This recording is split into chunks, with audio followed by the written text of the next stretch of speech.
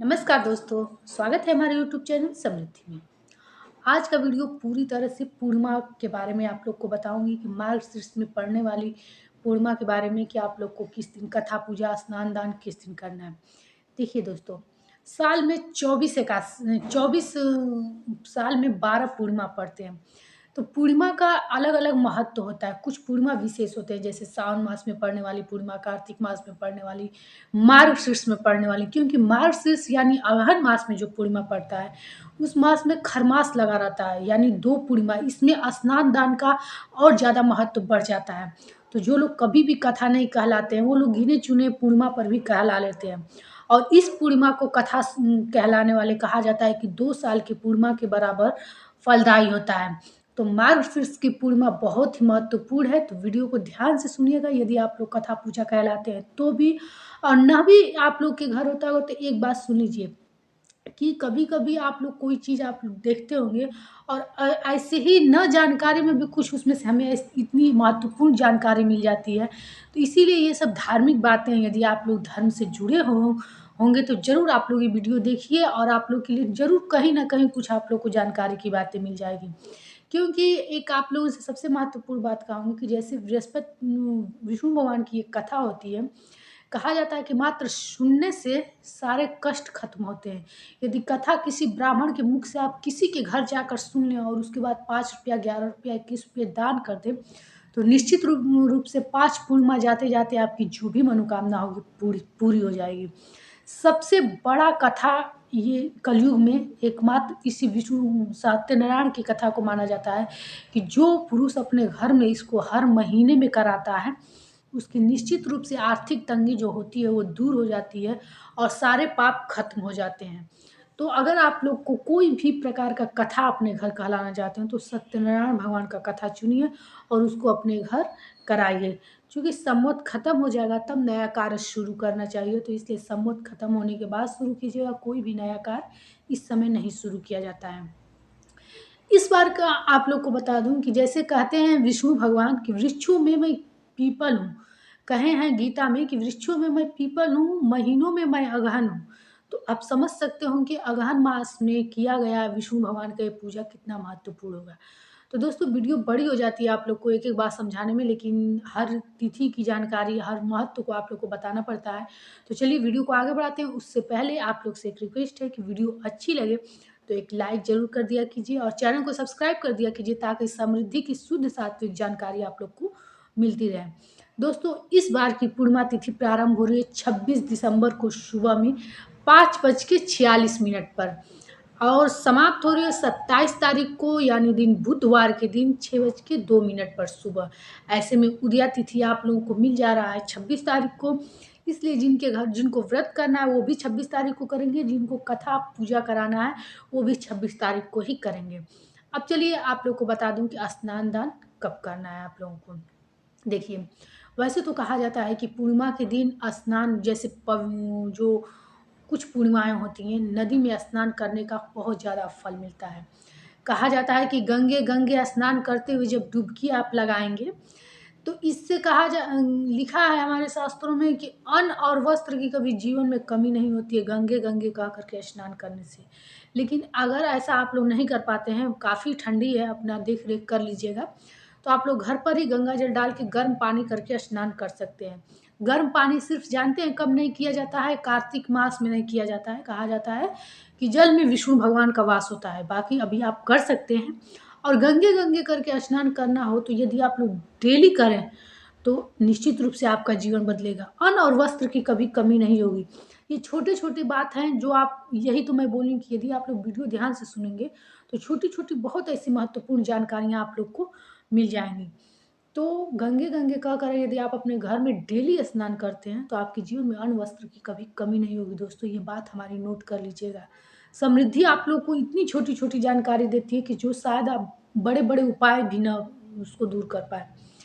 इसके बाद से दोस्तों, आप लोग स्नान करके और यदि नदी में स्नान कर रहे हैं तो उसी अंजूरी से 5 अंजूरी खड़े होकर के उसी नदी में आप लोग जल दीजिएगा। इससे सूर्य भगवान की कृपा तो प्राप्त होगी, क्योंकि खरमास मास चल रहा है, आप लोग जानते ही होंगे। और खरमास मास में सूर्य की उपासना करना बहुत महत्वपूर्ण हो। कहा जाता है कि मान सम्मान धन की वृद्धि कराने वाला ये महीना होता है।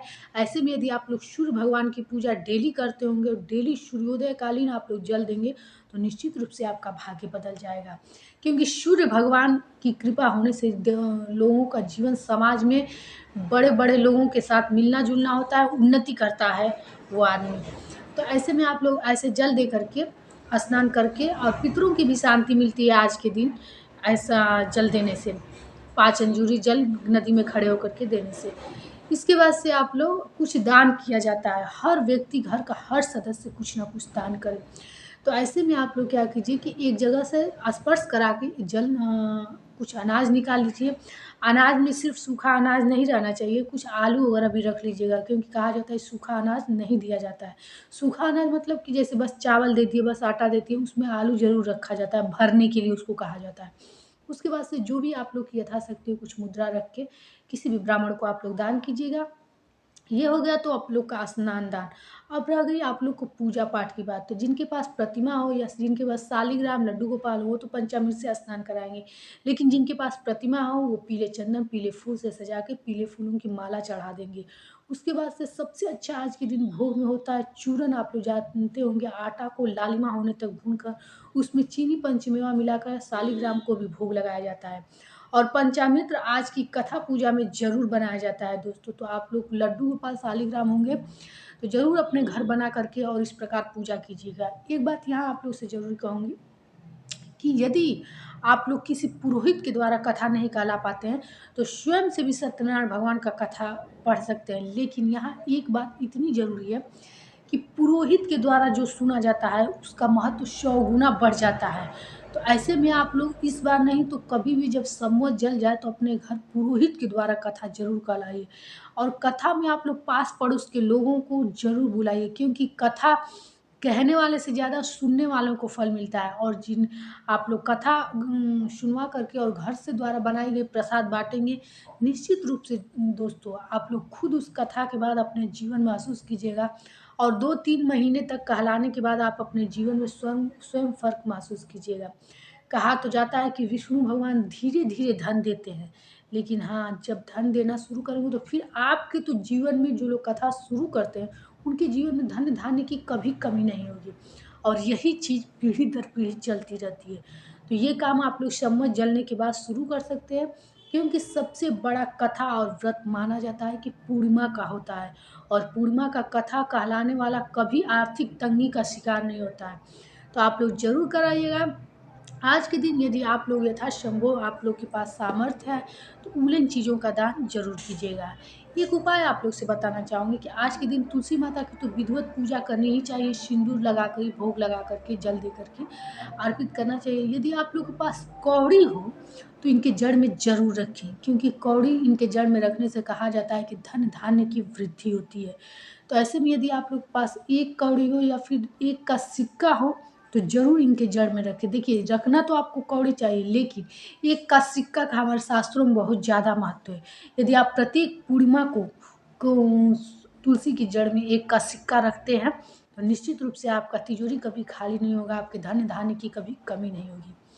आज के दिन पीपल की पूजा करने से पितरों की भी शांति मिलती है और विष्णु भगवान की भी कृपा मिलती है। तो आप लोग सुबह-सुबह मतलब 9 बजे तक 10 बजे तक भी जा सकते हैं, क्योंकि ये शनि भगवान के लिए तो है नहीं। तो आप लोग जा करके गुड़ जल डाल के दूध डाल करके आप लोग विष्णु पीपल के वृक्ष में जल दीजिए, दीपक जलाइए। ऐसा करने से विष्णु भगवान की कृपा प्राप्त होगी, पितरों की भी शांति मिलती है। और जानते हैं ना, पितरों की और भगवान की कृपा दोनों लोगों की जिनके घर पे मिलने लगेगी उनके जीवन में कभी कुछ की कमी नहीं होगी। तो इस प्रकार करके आप लोग पूर्णिमा के दिन पूजा पाठ जरूर कीजिए। घर में पूजा पाठ होने के बाद आप लोग हवन जरूर कराइए, क्योंकि हवन आज के दिन बहुत ही महत्वपूर्ण होता है।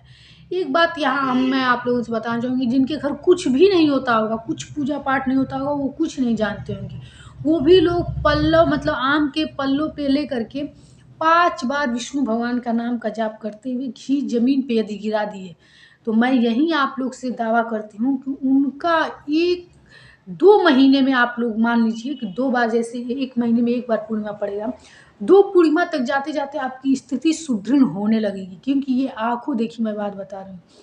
आप लोग सिर्फ़ अपने घर में पूर्णिमा के दिन आप लोग हवन करना शुरू कर दीजिए। निश्चित रूप से आपकी आर्थिक तंगी जड़ से दूर हो जाएगी दोस्तों। तो हमारी वीडियो कैसी लगती है दोस्तों, एक लाइक के ज़रिए ज़रूर बताइए। आप लोग वीडियो देख तो लेते हैं लेकिन लाइक नहीं करते हैं, इससे हमें बहुत कष्ट होता है। इसलिए आप लोग को यदि वीडियो अच्छी लगती हो तो एक लाइक कीजिए, चैनल को सब्सक्राइब कीजिए, ताकि समृद्धि की वीडियो आप लोग के पास हमेशा मिलते रहें, नोटिफ़िकेशन चला जाए। फिर मिलेंगे एक नई वीडियो के साथ। जय श्री राम।